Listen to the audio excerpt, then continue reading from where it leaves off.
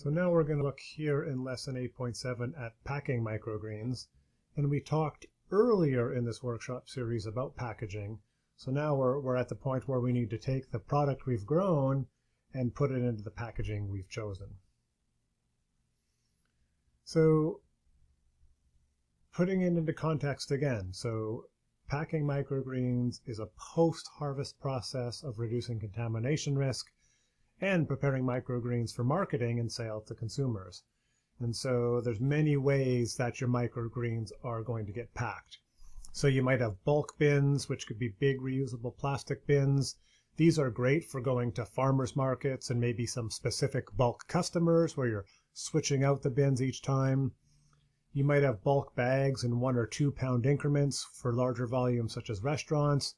And then your retail containers for grocers, and these are usually in the clamshells or a small bag. So you've got 2 to 4 different packaging options depending on what your model is. So it's unlikely that you're going to have 10 to 15 different ways to pack the same product. And if you do, you're probably making things much more complicated than they need to be, unless you're at a big enough scale that you're branding stuff for a certain grocer or things like that.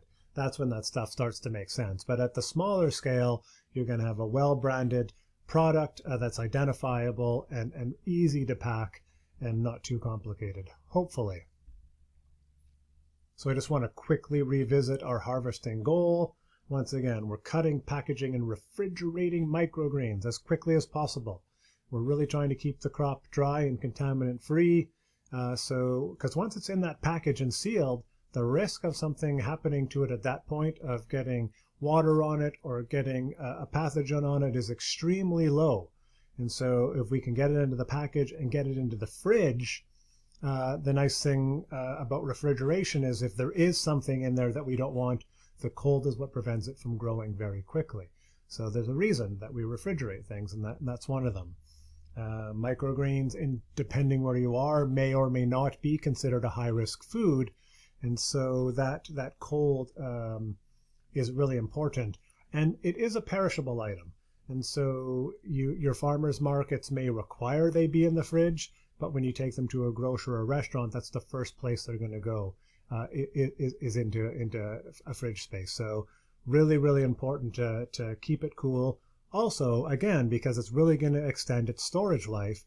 And the better the storage life of your product, it's adding value to what you can offer to your customers.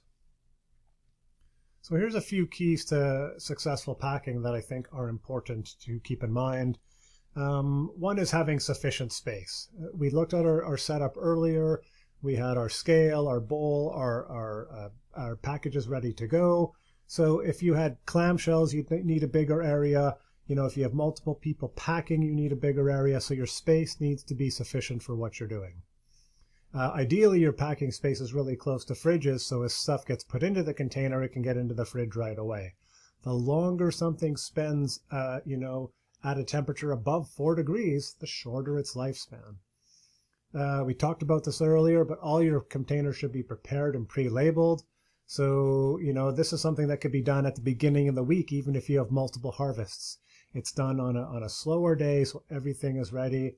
And there's always last-minute changes where you might be preparing something at the last minute. But if you have 98% of that work done, it makes the harvest process a lot easier. I talked before about having a packing bowl on your scale. This makes it just so much easier to handle the product, make sure it's being weighed properly. You want to make sure your scale is easy to read, depending where the reader is and the size of the scale relative to the size of the bowl. So these are things to consider when you're buying something. Test it out in the store. Get a sense of what it'll be like in your system. I think it's really important to have a designated packer. So with something like hull picking, you might go between hulls and cutting and things. But to have a person whose job is just packing is really good. And the great thing about that is you don't have them going between processes, so there's less a chance of bringing a contamination into the packing component of your process. They're staying in packing, and so they're not likely to bring in a contaminant, so it keeps it much more contained. And once again, get stuff into the fridge as soon as possible. That is super, super important. few more things. Handle product carefully. Can't stress that enough. When you've got zip top bags or even clamshell containers, sometimes the stems might stick out the side, and when you're closing the container, it's going to kink that stem. Looks really bad. It also shortens the life of that microgreen significantly, so that it could be something where a rot or decomposition starts. So really avoid that. After a while, you can almost grab a handful of whatever you need and get almost the exact weight each time. So that's a skill to actually work on. If you can grab a handful of something, get it into its container, and get the weight the first time in one sort of bunch, it makes a big difference in terms of the ability to close that container and get it done very quickly. And then I have found it the easiest to start with the smallest packages first and then move up to the bigger packages. An exception might be prioritizing clients. So if you feel you have a limited amount of product for whatever reason, poor harvest, you didn't plan properly, the smallest packages are usually your retail package, where often bigger bulk stuff is for the farmer's market. And so your farmer's market sales are projections, whereas your clamshells and other things are usually standing orders or pre-orders. So they're kind of a guaranteed sale. And so it would be a shame to not package some of your clamshells to have more stuff at the market and then not sell it at the market. There's a conundrum there because the market usually fetches a higher price. So this is something you need to figure out on a case-by-case basis. Your weather might be looking to be really rainy for the market, so sales are going to be low anyway, so you're going to make sure all your grocers and everyone have everything they need. Or you're expecting a sunny day and it's the first market of the summer, so you're expecting it to be busy. So you check in with your grocers and you see what their stock is like, and if they can handle a little bit of less for this delivery, then maybe you weigh your farmer's market stuff a little bit more. So you make these sort of calls as you go within your harvest routine. And over time, these are things you're just going to naturally do in terms of product management and in terms of customer management. Those are really good ways to build relationships with your different customers and clients. So you're demonstrating that you're trying to meet their needs. So just another quick look at our packing station here. I'm going to throw some more videos up and stuff of some more up-to-date packing with clamshells. This is just a simple look here at the station before it gets all messy and dirty. Here's the original packaging used by the food peddlers, which was just a zip-top bag. The labels are all ready to go and dated. And this is the package sitting in the bowl. So it's packaged in the bowl, and then you check the weight, and then you can move it on. So that bowl really helps contain it. And same thing when you're packaging your large bulk bags. This is a 1-pound bag that's going to a restaurant. So the setup really is based around what's going to work best for the type of packaging you have. And at this point, this was enough space. This space worked really well, but shifting to clamshells requires a bit more space than this, and so that's a bit of a different setup. This is something that could get a little tight when there's 2 people. So once again, you're always adjusting these things based on your needs and your space. So a lot of the stuff that you cut and package might go into a fridge right away, or if you're going to do a delivery right away, it might go right into a cooler. So here's a bunch of retail sunflower shoot bags that are ready to go out. The coolers are kept closed with ice in them to start, so you create some coolness in there, and then you keep a layer of ice on the bottom, put something between the ice and the product, and then you can start putting bags in there, and then when it's full, you can put an ice sheet and stuff on top in order to keep it cool. I'll show a future picture of that as well. Within the fridge, you can have a combination of bins and bags in there, depending on your setup. And what's really important is to have a good airflow. So if you start packing things into these spaces, like bags and whatnot in between bins, that reduction in airflow really reduces the efficiency of the fridge. So it's important to make sure you have enough fridge space to have what you need and have space between things to make sure that can actually do, the fridge can actually do what it needs to do. As you start putting product into the fridge, the temperature of the fridge is actually going to warm up because it's pulling the heat out of that product. And so you want to keep it closed and keep an eye on it as well to make sure it doesn't get too warm. And checking the temperature regularly is really, really important to keep on top of that. So let's take another look at a harvest. You know, we've really looked over a lot of the harvest process, and this is another time lapse that covers about 4 hours of harvest, I think, this one. There's quite a bit covered here, and there's multiple crops that we go through, so we actually use a variety of different methods. So let's take a look at this and see, let's just see how this kind of plays out. Bring the volume down on this because it's a little loud. So a little thing to point out here, we harvested radish earlier. It is up top here. And what's happening is peas now. So peas, as we talked about before, they're getting cut into a bin. We've got 2 people packing in this case. And this is because the cutting happens so quickly.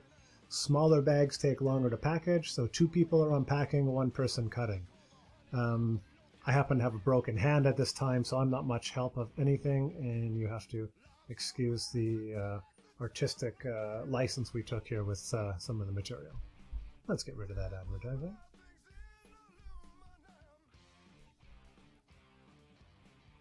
So the reason we harvested the radish earlier was to let it sit and actually dry off before we did the packaging. You can see in the back we've got some trays of pea ready to go for the next cut. And me trying to be the boss. So there's lots of little things you might catch in here. People stopping to wash their hands, writing things down to make sure things are documented. And you can see here now we're switching. We're switching processes. So now we're moving from the peas to taking this dried radish now and doing the weighing and packaging. And you can see we're going right into the coolers and right into the fridges. We're not letting stuff spend too much time out. We did our small packaging first. Now the bigger ones come in, and then as soon as those are packed, they go right into the fridge, and we're documenting all that as we go.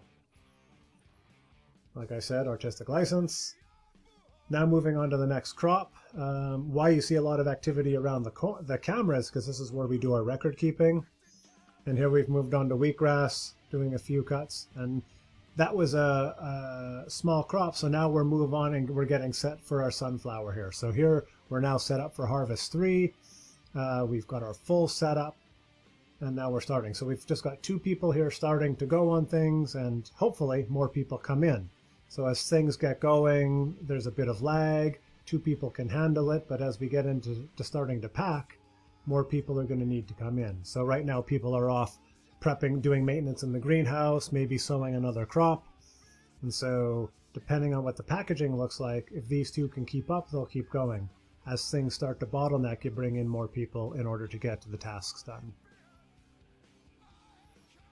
So in this case, what we might have done is pack some of our bigger bags first. They're really easy to pack, and so we pack a bunch of 1-pound bags. That moves through the material very, very quickly.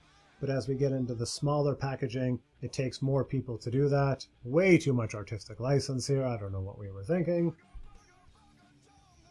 So now we've got 3 people. We've got a person packing, 1 person cutting, and 1 person picking hulls, and some variation within that. As we get going even more, now I come in and start being a 2nd person picking hulls. So now we've got our 4-person system going here.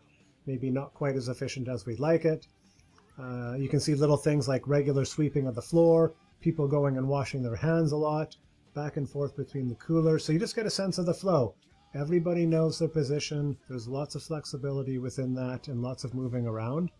And so the system is, at this point, has been very, very well honed in order to meet the needs that we have. So here we're coming up, doing a little bit of cleanup here and doing another round. So there's like a fresh wash of water, kind of a bit of like, let's just check in, get a bunch of stuff done, and then move on back to the process. Sunflower for the food peddlers at this point was a very, very big crop, so a lot of effort goes into that.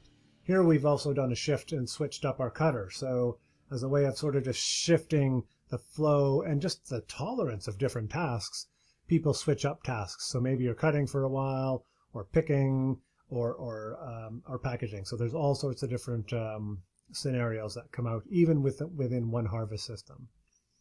So you can see that it can be quite a process, and you can hopefully from that get a sense of the importance of needing to have a very good system in order to do that.